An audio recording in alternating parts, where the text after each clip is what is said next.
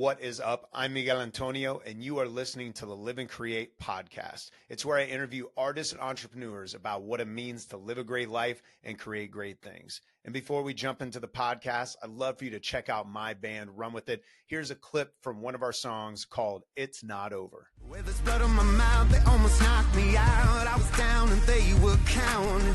I could hear in the crowd, they had it all figured out. Tried to kill me with this shouting. Where did they see that look in my eye? Stood up, the crowd fell silent.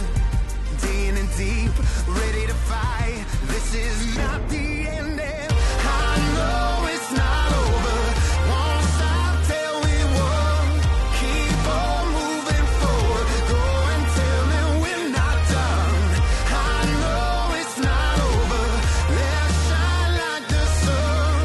He's still getting bolder. Go and tell them we're not done. If you like what you heard, make sure you check us out at Run With It Band. At Run With It Band, everywhere you follow people at, or go to runwithitband.net. It'll take you to all the different links you want to go to, and there'll be a little button you can click for booking information. Now for today's podcast. The Live and Create podcast.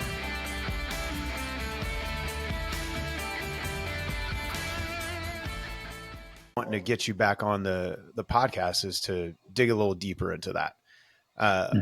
You know, I know there's a lot of tools that I have, but I'm curious, just starting when we talk about mental health, especially in this business world, in the entrepreneur world, where I'm messing up this question in a way, but mental health and entrepreneurship, how does that intersect for you? Why don't we start there? Well, entrepreneurship is rough on its own. Right. And I think even the greatest of entrepreneurs who are kind of the most accomplished and successful will tell you that it's no joke. I mean, the major difference to me in being an entrepreneur and having a traditional job is, as an entrepreneur, you are the engine. You're the one-stop shop. You're the marketing agent and the sales agent and the creator and the booking agent and the artist and the laborer. I mean, it just goes on. You are everything for most people. 92% of businesses in America are small businesses, less than 100 employees, less than 10 to 15 million a year. So the vast majority of our economy in America is made up of small businesses. What does that tell us? They're the entrepreneurs. The vast majority of our economy is made of entrepreneurs. The vast majority of those are anywhere from 20 to 50 employees. So that means the CEO is probably the person that started the company, is probably the one that comes down during rush hour to make sure that the business is running. Where am I going with all of this? Being an entrepreneur is absolutely no joke. So let's throw trauma into the mix. Trauma could be little t or big T, little t being all of the emotional things and baggage that we all carry, big T being emotional abuse, physical abuse, domestic abuse, whatever that looks like. We all have trauma. So when you throw in the pressure and the stress of being an entrepreneur on top of any syndromes or disorders or ailments that trauma has led to, quite frankly, you've got a recipe for disaster. I mean, let's just be totally honest about it. A 7-layer burrito of disaster waiting to happen. That's made of nothing good. And so that's where we have to begin. And we have to begin with the truth of the story. And the truth of the story is being an entrepreneur is very, very challenging. Mixing that in with any type of trauma or disorders throws a very combustible mix into the pan. And so that's where people have to make a decision. And am I really wired to be an entrepreneur? Do I want to be an entrepreneur?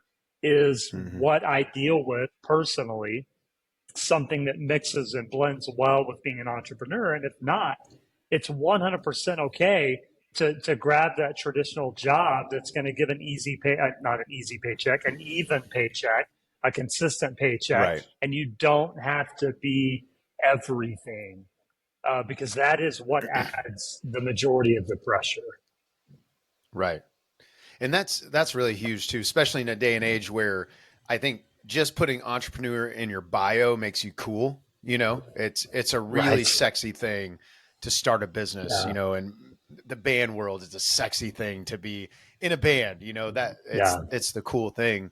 But the reality of making a true living off of it is extremely hard. And so when you like your own personal journey has been, you know, a mixture of working for other folks, working for yourself, you know, Mm-hmm. going through this mental health journey as well in the midst of it. Yeah. How, well, maybe we can start from your own personal story and then unpack um, maybe some tips for people listening. But Mm-hmm. how did you wrestle with the different seasons of your life?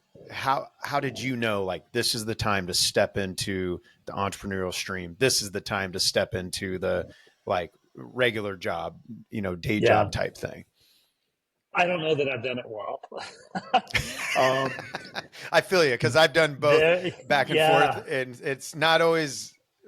I'm not always well. So Yeah, I don't know that I've done it well. I think there's probably times that my timing has been better than others. Mhm. There's probably been times that I should have gone back to the traditional workforce, mostly speaking from a revenue standpoint. That's probably, I'm a true solopreneur. I have had situations in life that I've had a team of people work for me in my business, but the last 10 years, I've been a true solopreneur. So fortunately, I'm not driving income for others. Even though Right. I love having a team, there's a whole other level of pressure when you're having to be the engine that drives the income for others as well. And I've been in that Right. situation also. So there's probably been moments that from a revenue perspective, I probably should have had a little bit more humility and said, okay, I need to go back and tap into the traditional workforce again, whether Right. that's full time, part time, whatever.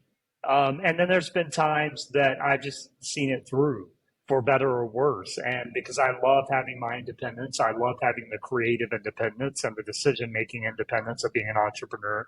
But there's times that I probably should have said, now's the time to drop that a little bit and move on to something else. But Right. for me, it's been much more about feeling than it has anything else. So what Yeah. feels right in the moment, what feels best to me, most of the time that guides us in the right direction. Sometimes, if pride is leading the way, like you said, it's a cool thing to be an entrepreneur. It's a cool thing to be in Right. a band. Then pride is probably leading the way a little bit. I think it's really, really valuable to have people around you that you can talk to and just say, hey, here's what I'm feeling. I will never forget in 2011 when I had my last brick and mortar business. I had a good friend that I was introduced to. He became a good friend, but it was someone I was introduced to who had built multiple businesses, self-made millionaire, and just done really well in business. And so I connected with him and I was like, man, I don't know what decision to make. Like, I don't know what to do. I either need to get a massive loan to expand my business, or I feel like I need to shut the doors. Like, I don't feel like there's an in between. So he was gracious, looked at my books, spent some time with me, and he was like, you're exactly right. And he's like, Mitch, you're a really good business person. You just don't have any money. And Yeah. that was a really valuable thing for me to hear, especially from him, is that, A, I was good at business because I thought I was. But it's Right. like, are you really? I don't know. I don't have any money. And he's like, but there's a difference in a lot of people can be really good at business and not have any money at their disposal. A lot of people can have a lot of money at their disposal and be terrible at business. So just because you may or may not have money doesn't mean you're good or not good at business. It just means you Right. don't have the resources. So I closed my doors and I went a year and a half without being able to find work, a year and a half without being able to find a job. Because at that point Yeah. I was burned and I'm like, I just need to find a normal job. So I've had these moments where I'm just completely burned out and I just need to take a breath and have a steady paycheck and just have something dependable. And I think that's totally okay. In Rick Rubin's book, The Creative Act, he says, you should never do what you love for money. And coming from Rick Rubin, if people don't know who he is, just Google him. He's the godfather of hip hop. Coming from Rick Rubin, that's a really wise thing to hear, that you should Yeah. never do what you love for money. And his whole premise is when you do what you love for money, you add so much more stress into that something you love. And you also usually end up not loving what you love because you're throwing so much more stress into that.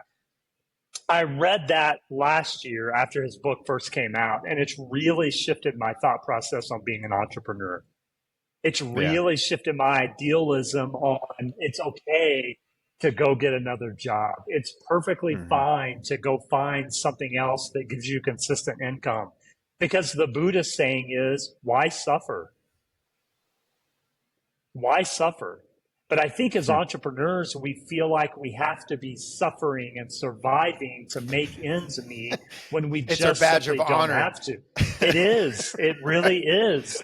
And it's Well, like that it just does- makes no sense. Yeah, and it does kill. It's interesting because I've read that his book, The Creative, it's Creative Ways or The Creative Way, Creative way or something like creative that. act, whichever one. Yeah. Something like that. And a few times now, and that part, that's fresh to me. For some reason, that part didn't jump out to me, but it is interesting because, like, I'm still pursuing the thing I love, but there's been seasons in that pursuit where I basically hated music. I like it because my relationship, it's like my relationship with it became so toxic. And where we almost have to like partition the creative act, the writing and all that to like a different realm than the rest of the business stuff, you know? So it's almost like we have two different things going, and that's kind of helped, I think, protect me now from that bitterness. Cause I literally, there's seasons where I was just like, fuck music, wish I didn't have this, like kind of deal. But it is that thing too of, you know, like the reality is for me is one of our businesses is a commercial cleaning company. And that was something I think a long time ago I would have looked at, like I had to do that. Now I'm a failure because I'm not winning enough at music, even though music is bringing something in.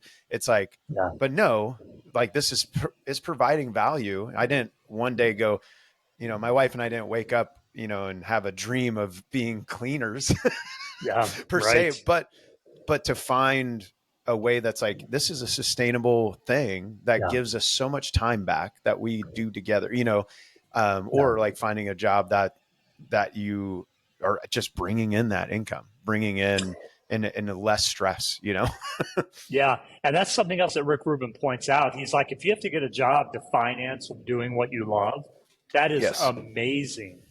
And that's a really cool thought. And I'm like you for so many years. And a lot of this was trauma that I grew up with in the church world. You know, I was always felt like I wanted to be a pastor, and I was for a long time, and I was really good at it. But in the church world, it was like, but if you do anything else, then you're doomed because your purpose is on this earth is to be a pastor or a whatever, musician, whatever. And so in the church world, part of my trauma came from people telling me. I remember when I was running a multi-million-dollar business for a high fashion retail company. I loved it. I was really good at it. But I remember I was still in the church world at the time. And people would come into my store and be like, Mitch, why are you wasting your time doing this? Yeah. Like, this isn't your calling. And if people understood the guilt that builds, it's like, oh my gosh, so I'm no good. And I think we feel that. That's the church world that I experienced that in. But I think we feel that as creators is it's like, if I'm not making money creating, being an entrepreneur, doing things I love, then I have failed at life. And I love what Rick Rubin says when he says, if you have to get a 9 to 5 to release the pressure so that you can truly create, that's a very good thing. In fact, I think he actually calls it sacred is the word he uses in his book. And that's a really, really good idea. I wished I would have had the humility 25 years ago to understand that perspective, because it really would have been a game changer. It really would have. Absolutely.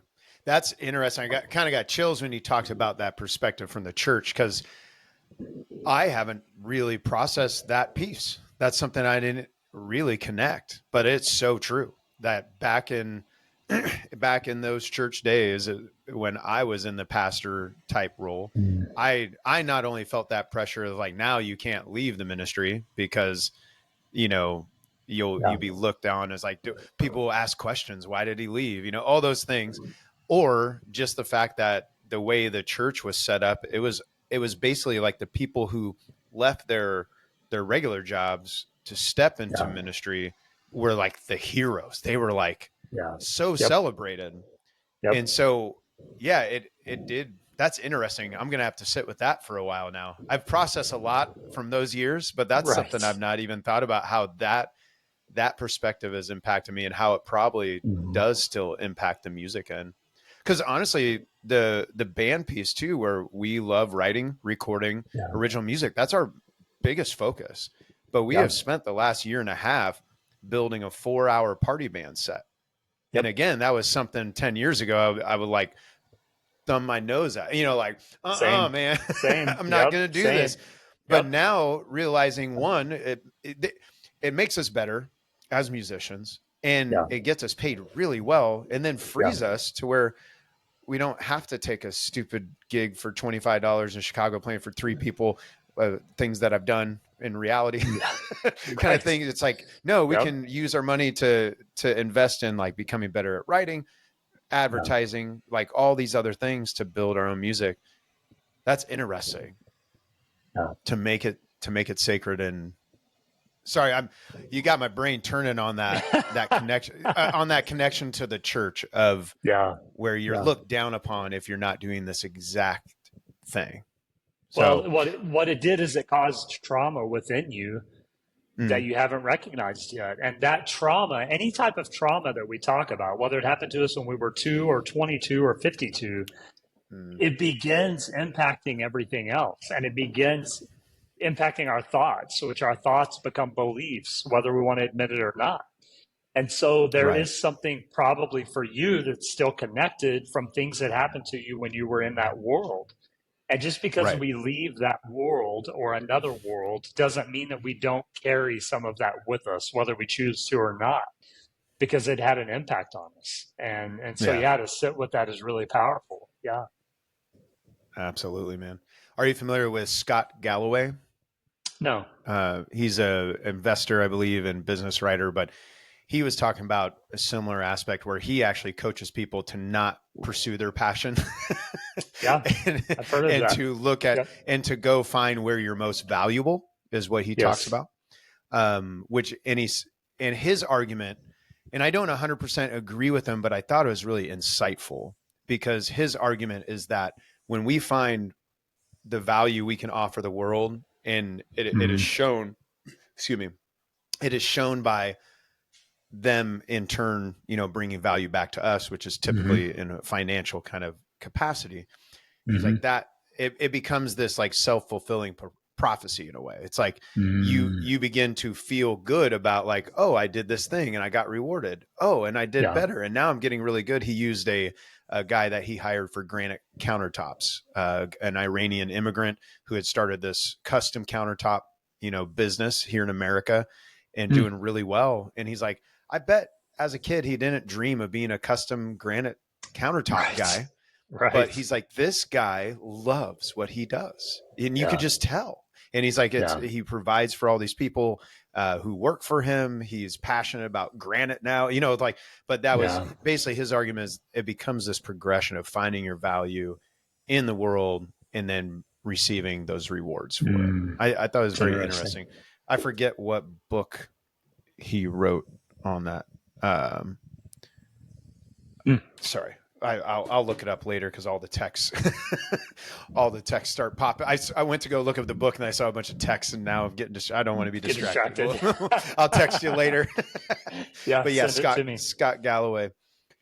So when you know, at this season in your life, I know you kind of have gone back and forth in some of these aspects, realizing where you need to be, business or working for others.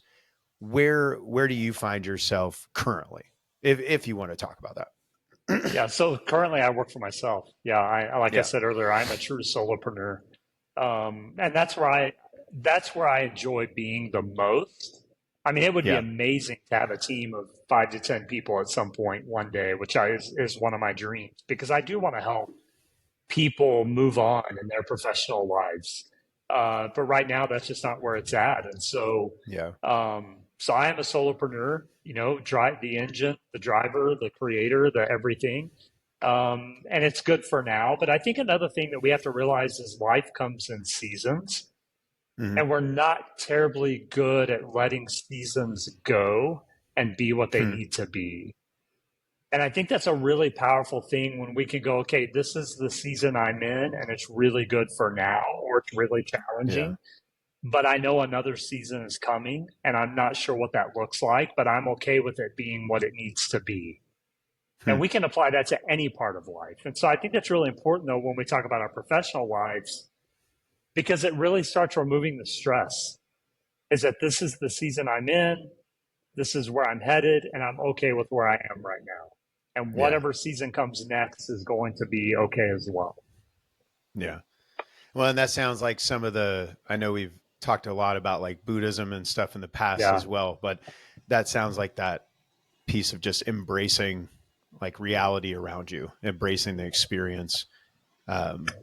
Even if it is painful, or even the meditative practices of not Yeah. itching. When you feel it itch, don't itch it. Right. Let it just Right. itch. And I'm not good at that one, but No, I know. Yeah. Right.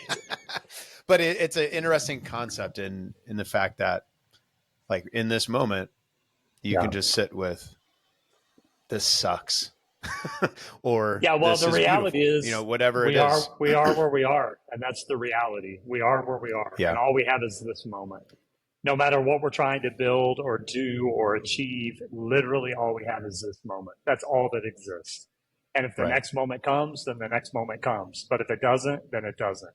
And I think if we can apply that in all of our areas of life, it becomes much more palatable, and we actually Mm-hmm. gain more control because we're not living in the past so much, and we're not looking forward to the future so much that we can live now.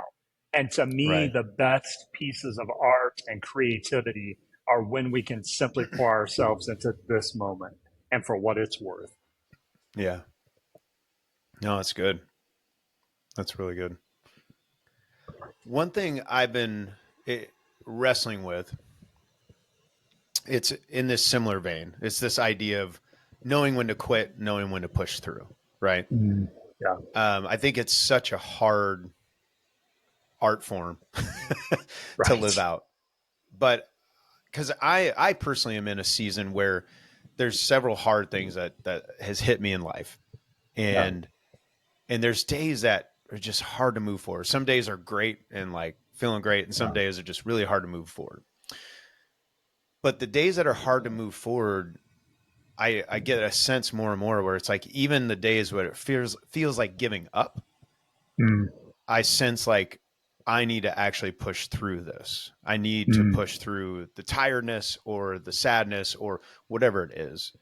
And it's reminding me of the journey of the long distance training, like all the triathlon shit, all that kind of thing I did, because there's days where I'm like, my legs are cramping up so hard but I knew I had 2 more hours to run. And if I did it, I wouldn't be ready for the next 2 weeks, all these kind of things. And there was a lot of great things about it. But then there was the day where I ran too far and almost died kind of deal. Right. Right. Right. And so obviously there is a point where it's like, bro, you got to stop and rest. So I don't even know the full question, and maybe it's just continuing that conversation of, what are the things for you that help like this is a moment to push through? Like maybe that's the best way to go deeper into this is to think about, for you personally, when has there been a moment where it was so hard you wanted to give up, but you knew, no, this is a push through moment, and what happened after that push through moment for you? Yeah, I guess I'm going to go a little Buddhist again. And that is, we have to define push through, because, as a songwriter, if I'm sitting there with my guitar and writing a song and nothing's coming, the best way to push through is to often set my guitar down, walk away, and then return back when it's time. That is Yeah. pushing. I think we often affiliate pushing through with doing. And Like sometimes sometimes pushing through is the undoing or the not doing. And so when you think about it from that perspective, it's like every moment then becomes kind of a push through moment. We just have to make the decision of what resources are we going to use. Sometimes it is grit. Sometimes it's blood, sweat, and tears, but sometimes it's setting the instrument down and walking away. Yeah. And that is the best way to push through in that moment in time. And I really love, you use physical activity analogies quite a bit. I love that as well. The best thing you can do for your muscles when you're working them out is rest them. That's right. Like that's true. the best thing you can do is rest. And you have to have capitalization on rest so that your muscles can tear down, repair, recover, build back up. Yeah. That's how you build muscle. So resting in that scenario is actually the act of pushing through. And so I think and that's another thing that's tied to this entrepreneurial concept in today's world is it's like 24/7 hustle. And it's like, no one can do that. No one. Right. Not Gary Vee, not the best of them. No one can go 24/7 because our bodies and our minds and our emotions and our spirits and our essence doesn't work that way.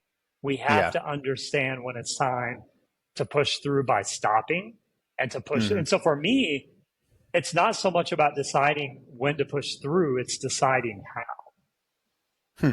At what, because you are what resource do I need in this moment? Yeah. That's the decision that needs to be made. It makes me think of the Bourne Identity where they talk about sleep being a weapon. Yes. I feel like maybe we've talked about this previously where it becomes like that. It becomes active when you think of it that way, where it's actually, so when I have a lot of shows in a row, I have to restructure my schedule because I can't get up at my normal 4 a.m., which I personally love doing, but I learned my voice can't recover if I do that. So it's like, I can only do that during certain seasons. I smiled so big when you said that though, because it's like, there are nights where I feel like, I quit. I'm quitting all of this. I'm going to go to sleep and I'll start back up in the morning. Like literally just going to quit doing anything I ever did. Like I'm going to go like in a different path, but I'll wake up in the morning. I'll start music again after I finally wake up and get some rest. What's amazing and what you just said is actually spot on. Our bodies will tell us what resource to use if we learn to listen, because our bodies are an electrical system, and our bodies will tell us, Miguel, it's time to stop right now. It's time to rest. It's time to go. It's time to be still. It's time to create. It's time for output. It's time for input. It's time for no put whatsoever. But if we don't listen to our bodies, and unfortunately in our society, we're not taught to listen to our bodies. We're taught to ignore them, to quote, push through. But if we'll learn to listen to our bodies will tell us what resource we need at any given moment. If you're a singer, your voice will tell you, you better listen or you'll be like me and totally damage your voice. And that's not good. Right. If you're a runner, your body will tell you. If you're anyone, if you're a person that works a 9 to 5 and you sit all day, your body's going to tell you it's time to move and to get some exercise and to get some activity. And so I really think it becomes about the art of listening and listening to our bodies when our bodies is telling us which way to push. That's interesting because I feel like there's like different kinds of listening in a way though. It's like maybe listening to the right thing or I'm not personally a sober, like I drink and whatever. So I don't live the sober life, but I have friends who do. And I was just visiting with a friend of mine where he was talking about like how after 90 days of not drinking, he's like, I just had a crazy clarity, where it's almost, it really got me thinking just in general, like what are the things that we do that we're not even hearing correctly though? And so that I guess in a sense, I'm challenging that notion a little bit just because it's like, I know for me, there's times on a run where I had to like leave my old self behind dead on the road, literally just like had a vision of this person and to become this next thing, like to hit the new mileage.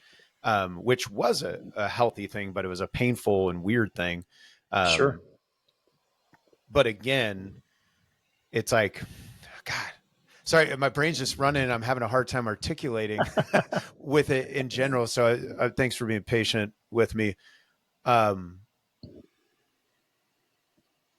So essentially it's like, so let's take eating. Eating might be easier than the training piece, because our bodies actually tell us we want the sugars and carbs and all the stuff, all the fried food. Only because we've taught them. Only because we've taught them that.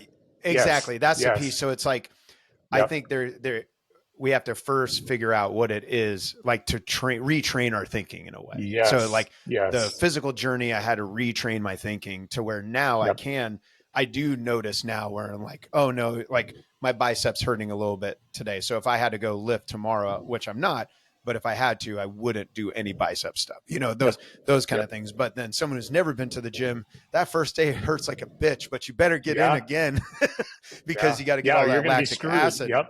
Exactly.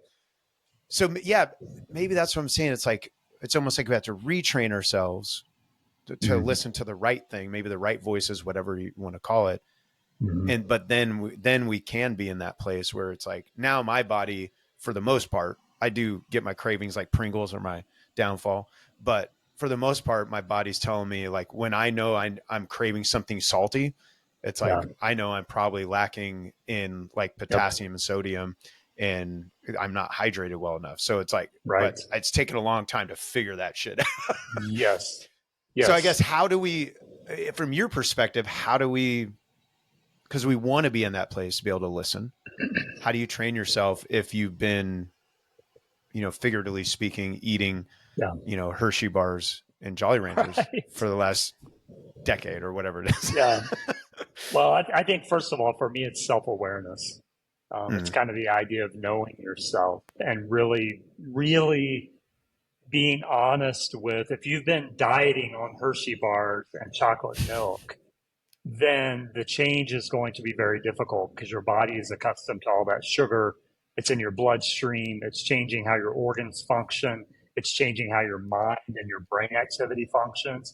So any shift and switch, even though you're moving from an unhealthy habit to a healthy habit, is going to bring some pain along with it because your body's dependent on whichever habit you've created. But it takes some real self-awareness and knowledge to go, okay, I know here's where I am. Here's where I want to get. So I have point A, my starting point, and point B, my arrival. So what is it going to take to get there? That's knowledge. So it's first self-awareness, and then it's knowledge. I know that if I've never been to the gym, I'm going to be sore, but I better show back up. Conversely, last week, I did 18 holes of golf and went to the gym. And the next day, I did an hour of yoga and went to the gym. And I woke up the next day and my back was sore. It wasn't sore because my back is bad. It was sore because I overdid it. Right? And at that point, you get to actually take a day off. You're like, oh, yeah. Yes. But that's taken me 7, 8, 9, 10 years to get to the point that I know my body well enough to know what it needs and doesn't need. And I think that goes back to that idea of pushing through. It's like we're always pushing through. The question is, what resource and tool do we need in that moment in time? So for me, it does begin with self-awareness. Interesting. Yeah. And then it moves into knowledge. The more knowledge base I have, the more data I have, the better decisions I can make. And then it goes into taking the action needed, using the resources needed for whatever's going to serve me best to get to the arrival that I'm looking to attain. So for you on your running journey, it was like, this is a mental aspect, not a physical aspect at this moment in time. It's not like you had a torn calf. If you had a torn calf, you would have needed to stop running. but you have the self-awareness. That's a great point. Yeah, you had the self-awareness and the knowledge to go, no, this isn't physical at this moment in time. This is mental. So now's the moment that I need to keep running. It's not time to stop and ice my torn calf. It's time to push through something I've never done before. And that is a very mental game. But it takes that self-awareness and that knowledge to be able to use the mental game wisely. Right. Well, in thinking in the context of mental health, because this probably takes a little darker turn. But like, so for me, like suicidal ideation and Ideation. tendencies, those kind of, all that kind of stuff, is something I've dealt with for a very, very long time. Yes. Used to be a very heavy part of my life. Now it's like, it feels more like a peripheral part of my life, but it is there. Yeah. But so with that idea of knowledge, it's like people can try to push through that, but it's like pushing through with a broken leg, emotionally speaking. Right. Yeah. But then I think recently for me, I've started understanding and seeing that it's actually, at least for me personally, again, just my experience, for anyone listening, like it can be so many different layers depending on where you're at. But for me, I'm realizing it has been a coping mechanism for me. Like for some reason, it brings me some kind of mental relief from the depression and anxiety that I've dealt with. And I wonder if it's rooted in like control, those kind of things. But having that knowledge is helping me start to separate, like, I only have to be fearful that I'm going to do this. Like I understand now what role it's trying to play, which is helping me put it back in its place of like, no, it's like drinking for me, like if like for my friend who is an alcoholic, like those thoughts, these suicidal thoughts have become like that coping mechanism. Like for him, the drinking was, in a sense, where it's like, no, I can now walk away from this and leave beyond that. When we think about mental health, what are the pieces of knowledge? Are there specific pieces that you feel like have been like aha moments for you on your own journey, to where you could separate those things and I guess push through or embrace where you're going? I think one of the most important elements is knowing your triggers, whether it's people or places and that sounds so basic, but I think we often put ourselves in situations that instigate those thoughts without even realizing we're doing it. That's a good point. So if there's someone whose energy or verbiage just sets you off, and there's times that happens, then the idea would be either setting a boundary with that person or removing that person from your life completely. It just depends on what you need. What resource do you need? And so for me, the first thing is really being self-aware enough to know this really triggers me. I'll go back to the church world. Almost anything with religions, I still really struggle with. It still really is a triggering point. Yeah. I'm getting better, and I'm glad I'm getting more effective because there are some beautiful things about religion that I really want to dig into a little more. But for me, the trauma was so deep that for years, I just had to step away completely. So I think it is, first of all, knowing your triggers. And I think the second thing is again, that self-awareness of where am I today at this moment in time? Are the thoughts dark? If they are, then I probably don't need to put myself in challenging situations today. If I'm feeling really good, it's a day I can probably challenge myself a little bit more. And I think that personal patience and being okay with knowing yourself well enough to go, today's not the day, or this moment isn't the moment. Can we come back to that? Or I feel really good today, so today's the day that I can take a big risk, or whatever that looks like. I think really knowing yourself well enough, and I also think having people around you that know you well enough to go, hey, Miguel, today's not the day. We don't need to work on songwriting because every thought that's coming out of your mouth is super dark and we don't need to go there today, or whatever that, I've had people tell me, hey, Mitch, you just seem off today. You just don't seem like yourself. Well, it's not that I'm not like myself. It's just that I'm like the self that you don't see very often because I do a really good job at hiding it. It's still a part of myself. And so I think it really is just building up these kind of insulators around us that can help us make the decisions that we need to make. And then I think another idea is, how can we put ourselves in feel-good situations more often? So how can we put ourselves in situations and around people that just simply make us feel good? If playing the game of golf makes you feel good, do more of it if you can. If picking up your instrument and just having fun with it, if playing with your kids, if going out for coffee, if having a beer, whatever that is, How can we do more of the feel good stuff more often? That is, to me, the biggest combatant of the dark feelings and the dark thoughts Yeah. and the dark emotions. It's almost like that old adage. I used to see this at youth conferences all the time, where you take a glass of soda or coffee and you slowly just pour water into it. The water eventually flushes out the dark color, and you soon just have a glass of water. I Yeah. wish I could do it, like, to show That's people, because it's cool really cool. I imagery. saw a Yeah. video. Yeah, but it really is. And I think it's the same. We have that glass of dark thoughts or of disorders, but the more we can pour goodness into it, we may not ever eradicate all of it, but we can at least begin having enough of the goodness that becomes our navigating force. Right. No, that's good. I like that a lot. Especially, like, I think the trigger piece too, it's trigger almost has become a buzzword that people are like almost recoil from, but the reality is there's going to be things and situations that are going to tip us off. And yeah, no, I love that. And then I think it's Tim Ferriss. He often says, maybe he's quoting somebody else, who knows, of like asking yourself, what would this look like if it were easier? Yeah. And that question has been powerful to me. And that's when you talked about the idea of just putting yourself in situations that bring you more joy, or people, it's like you said, the entrepreneurial mindset sometimes is just setting yourself towards pain. Right. And we get geared toward it. It's like, actually, what if this could be fun? Easier. Yeah. And oftentimes I think, at least for me, it could be. Maybe there's other personalities out there that need an extra kick in the ass on there, but a lot of times it's like, no, Miguel, you could probably chill out a little bit.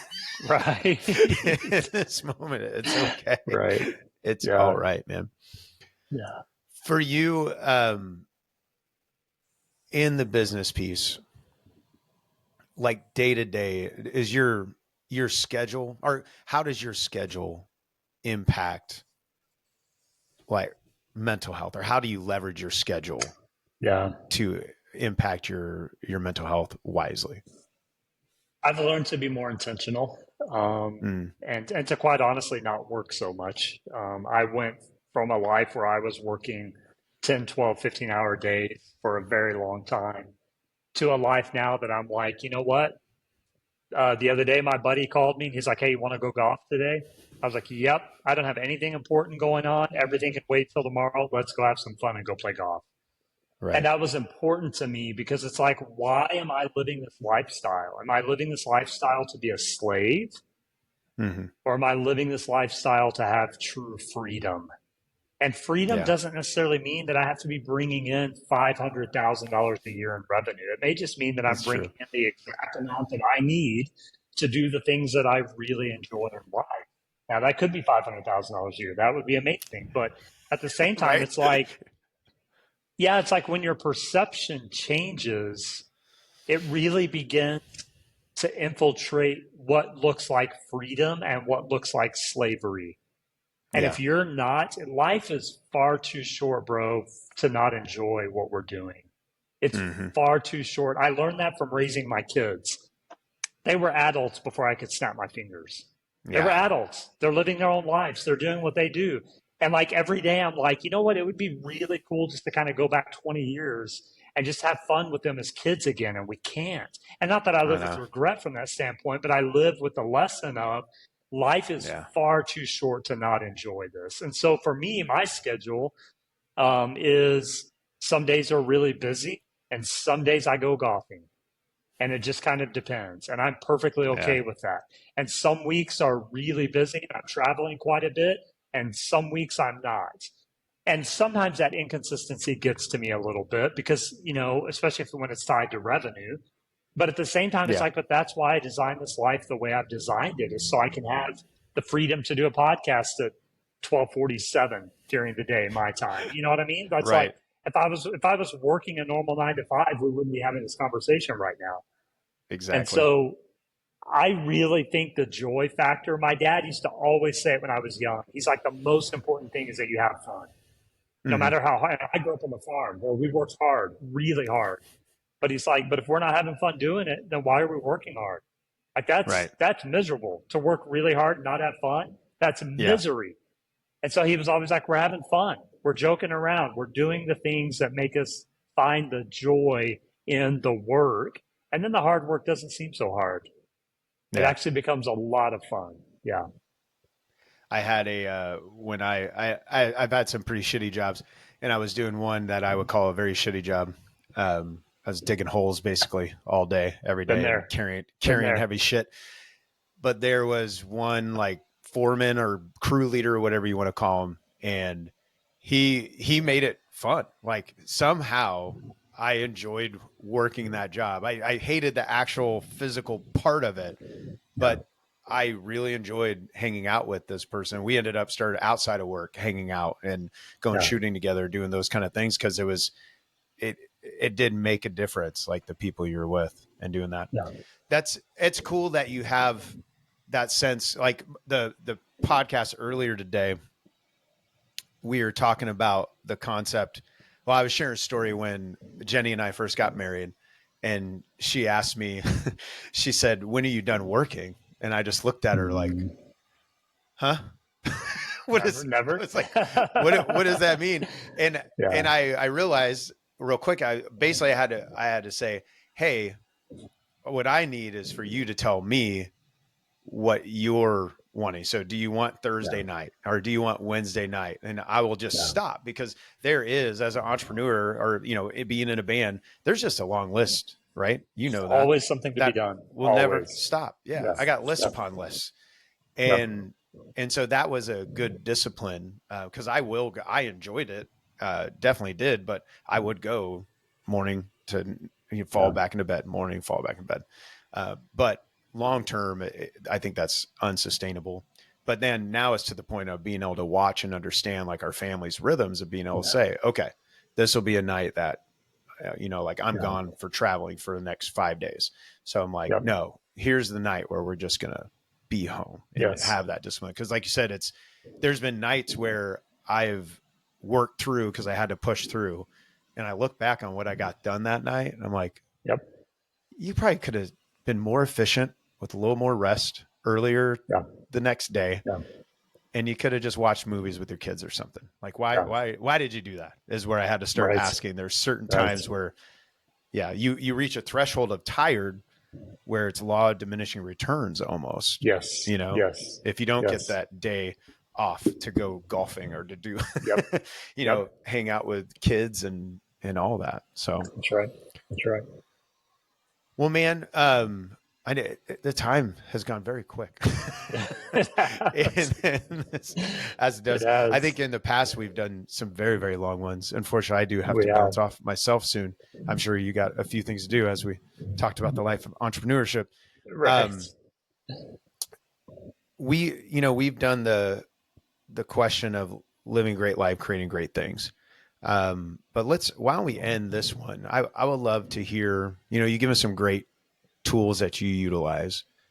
If there's somebody listening right now that's just struggling with balancing whatever pursuit they're in, whether it's like climbing the ladder of their job or trying to finish school or building a business, on top of dealing with that trauma, dealing with the mental health journey, what are some other things you would like to say to that person, to encourage them with, or tips to give them? Yeah. I think first of all, be honest with yourself. Be honest with where you are at this moment in time. It's okay. No matter where you are, it's okay wherever that is. And then really from that honesty, become self-aware enough to take the action steps needed. So if someone's really dealing with dark thoughts, mental health disorders, and you need support, get the support. If someone's working a 9 to 5 and they want to create on the side, take the action steps that you need to create on the side. If someone's an entrepreneur and they're struggling and they just want to make ends meet, or they want to take their business to the next level, be honest with where you are and then self-aware enough to get the help and the support that you need, because it exists. Whether it's guys like you and me helping other people, or whether it's reading a book, or whether it's taking some classes, or whether it's going to counseling, the support exists. but it begins with honesty. And so those would be my 2 steps. Be really honest about where you are and just accept where you are. You are where you are, and you can't change the past. So accept it. And then be self-aware enough to go, what help do I need now to get me to where I would like to go, and reach out for that help. That's awesome, man. Well, dude, let people know how to connect with you and check out what you're doing. Yeah, email's great, Mitch at mitchgraymedia.com. You can find me on Instagram or LinkedIn. Just look up Mitch Gray and I should pop up. So yeah, give me a follow. Thank you for listening to the Live and Create podcast. If you like what you heard, make sure you subscribe and leave a comment or a review. The Live and Create podcast.